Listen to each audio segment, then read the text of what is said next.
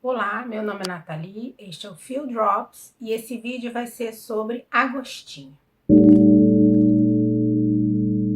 Agostinho nasceu em 354. 40 anos antes, em 333, o imperador Constantino promulgou o Édito de Milão. Esse édito permitia liberdade de culto e declarava a Roma uma zona neutra em relação à religião.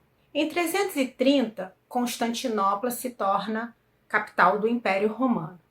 Em 354, nasce Agostinho, Aurélio Agostinho. Seu pai é chamado de Patrício, ele era pagão e de origem romana. Sua mãe era berber e cristã. Desde cedo, ele teve que aprender a lidar com diversos conflitos, tanto familiares por questões religiosas, também posteriormente por causa de questões de conhecimento. A gente vai ver que ele tem várias etapas de conhecimento. Ele foi educado inicialmente para ser orador e sua formação se deu totalmente em latim, né, que era a língua oficial do Império Romano. Ele estudou em Tagasta em 374 com a ajuda de um amigo do seu pai e entre 375 e 383 foi para Cartago. Em 381 é realizado o primeiro concílio de Constantinopla, um concílio ecumênico, onde se discutiu a Trindade, que era um tema de muita tensão entre os cristãos e os pagãos, e também se definiu 7 cânones da Igreja. O mais importante se diz respeito à relação entre o cristianismo e algumas crenças heréticas e afirma a divindade do Espírito Santo. Em 384, Agostinho vai para Roma e ele é influenciado por vários pensadores latinos, principalmente Cícero, né, um filósofo romano de 106 a 43 a.C. Agostinho foi um jovem muito exagerado nessa época, né, dedicado a alguns vícios, aos prazeres da vida, e em um determinado momento adota o maniqueísmo, que era uma crença herética, e entendia que o mundo funcionava com duas forças opostas e inconciliáveis, o bem e o mal.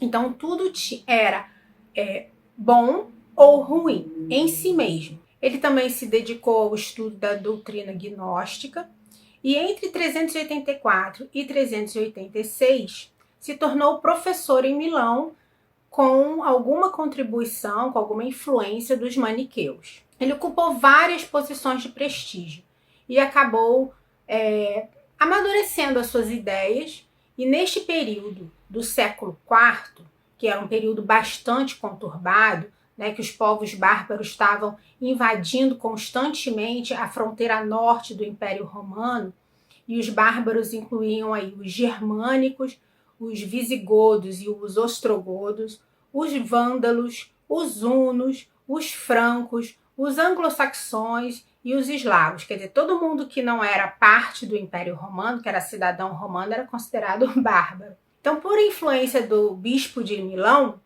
nesse período bastante conturbado, Agostinho acabou conhecendo os textos neoplatônicos, acabou lendo Plotino e conheceu também Paulo.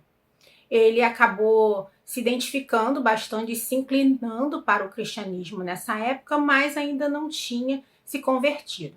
Só em 387, com a morte da sua mãe, próxima à morte da sua mãe, que queria muito ver o filho convertido ao cristianismo, ele é batizado. Em 391, ele é ordenado sacerdote. 4 anos depois, ele é consagrado bispo de Hipona, onde ele fica até a sua morte. Hipona fica no norte do continente africano. No mesmo ano em que Agostinho é consagrado bispo, em 395, Constantinopla se torna capital do Império Bizantino, ou o Império Romano do Oriente, né? Porque tinha o Império Romano do Ocidente e o Império Romano do Oriente, e aí Constantinopla se torna a capital de todo o Império Romano por causa dessas invasões dos bárbaros. Em 415, os bárbaros conseguem conquistar a Gália, a Península Ibérica logo depois, e em 410 saqueiam Roma. E em 430 eles sitiam Hipona. Agostinho acaba falecendo nesse período, em 430, com 75 anos, durante esse cerco dos visigodos. Pouco depois da sua morte, em 455, os vândalos saqueiam Roma e em 476 é o fim do Império Romano do Ocidente.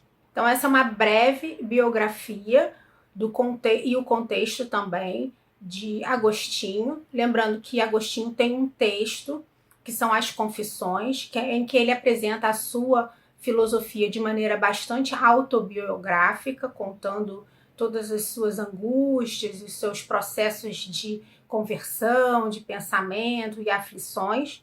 Então é um texto que vale bastante a pena ler, além de ser uma leitura bastante tranquila. Este é o Phil Drops com a biografia de Agostinho. Se você gosta de filosofia, convido a se inscrever no canal e ativar as notificações.